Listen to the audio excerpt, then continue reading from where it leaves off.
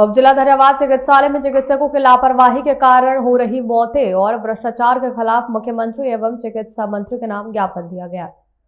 उप जिला धन्यवाद चिकित्सालय में चिकित्सकों की लापरवाही के कारण हो रही मौतों और भ्रष्टाचार के खिलाफ मुख्यमंत्री एवं चिकित्सा मंत्री के नाम ज्ञापन देकर उचित कार्यवाही करवाकर पीड़ितों को न्याय दिलवाने एवं भविष्य में और किसी इंसान की जान लापरवाही के कारण न जाए, इस हेतु सर्व समाज धन्यवाद द्वारा हनुमान जी मंदिर पर एकत्रित होकर सर्व समाज की ओर से पीड़ित परिवारों के द्वारा उचित कार्यवाही की मांग की गई है और उपखंड कार्यालय पहुंचकर जहां विरोध प्रदर्शन नारेबाजी करते हुए उपखंड अधिकारी को ज्ञापन सौंपा गया है।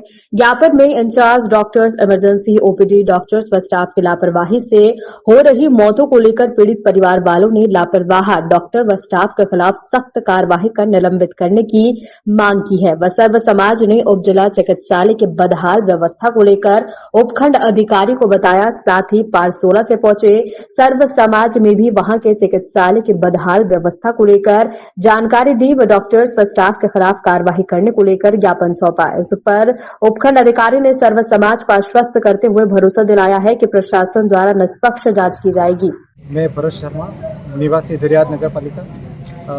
11 जनवरी को मेरे एक दोस्त के माताजी बीमार, तो उनको सुबह 9:15 बजे के आसपास उनको दरियाद सीएचसी हॉस्पिटल पर ले जाया गया।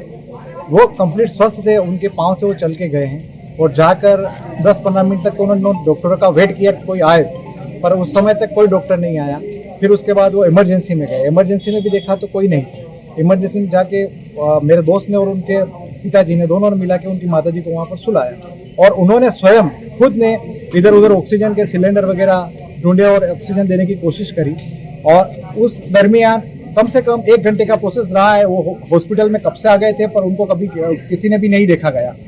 आने के बावजूद उनको सही ट्रीटमेंट नहीं दिया गया है और न कोई स्टाफ था और इसी मतलब 30 मिनट के अंदर उनकी डेथ हो जाती है।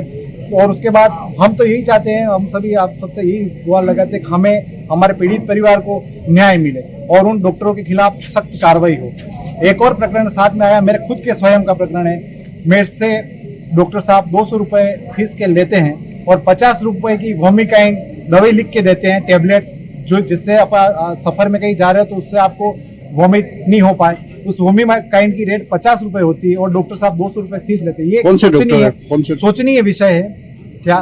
काफी सारी चीजें हैं ऐसी, बहुत सी सारी। मैं जितेंद्र बंगलिया जी तो है ही है, पर ऐसे बहुत सारे डॉक्टर बैठे हुए हैं जो डॉक्टर अपने सुबह 6 बजे उनको उठाने जाते घर पे तो वो कहते हैं कि आपने मेरे बच्चे को जगा दिया।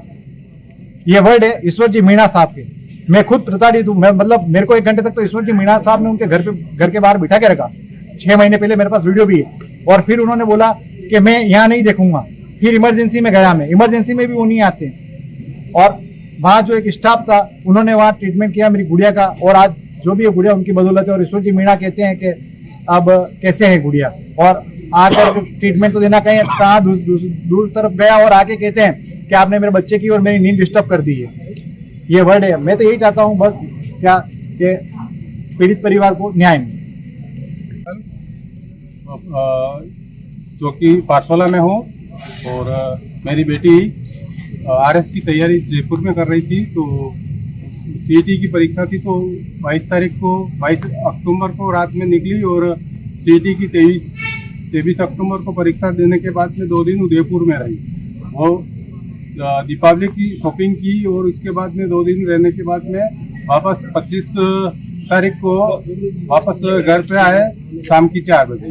वो शाम तक ओके थी और सुबह में भी सारा घर का काम करने के बाद में थोड़ा उसको हल्का बुखार आया, तो हम डेंगू चेक करवाने के लिए डॉक्टर राजेश बिजड़िया के क्लिनिक पे गए।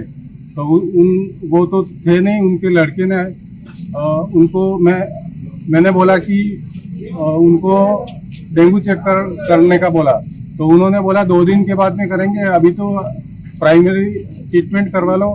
तो हमारे मना बोलने के बाद में भी उन्होंने दो ड्रिप लगाई, उसमें न जाने कौन कौन से इंजेक्शन लगाए।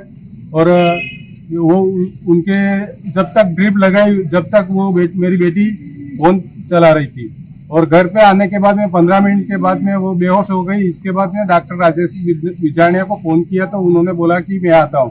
आने के बाद में देखा तो उसको मैं मेरे क्लिनिक पे लेके आओ। इसके बाद में उसने वहाँ पे ले जाके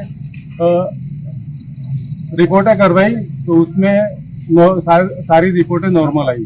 इसके बाद में उन्होंने बोला कि हमारे को 2 घंटे वेस्ट करने के बाद में वापस उदयपुर रेफर किया, तो रास्ते में ज़्यादा तबीयत खराब होने से तकरीबन 90% रास्ते में ही उसकी स्थिति खराब हो चुकी थी। उसके बाद में अमेरिकन हॉस्पिटल में लेके गए, वहाँ पे भी वो राजेश विजयने को से फ़ोन करवाया तो उन्होंने खाली ऐसे ही उन्होंने बोला कि प्राइमरी ट्रीटमेंट किया है, ना कोई बोतल का कोई ब्यौरा नहीं दिया। इसके बाद में वहाँ से वापस अमेरिकन से वापस जेके पारस में ले गए। उसके बाद में उन्होंने सारा ट्रीटमेंट किया, लेकिन फिर उसके बाद में भी हम अहमदाबाद लेके गए। वहीं पे बाद में रास्ते में लाते हुए बेटी की मौत हो गई। कब की घटना है, कितनी तारीख की? ये 26 अक्टूबर की।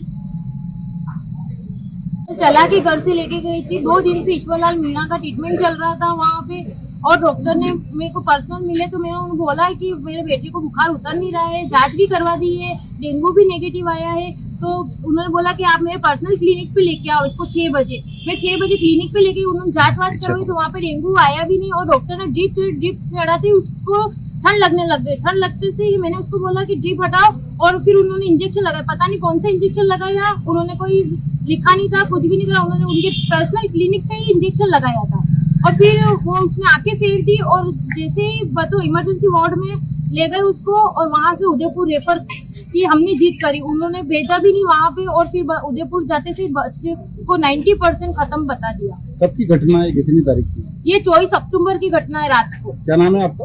कुसुम तेली।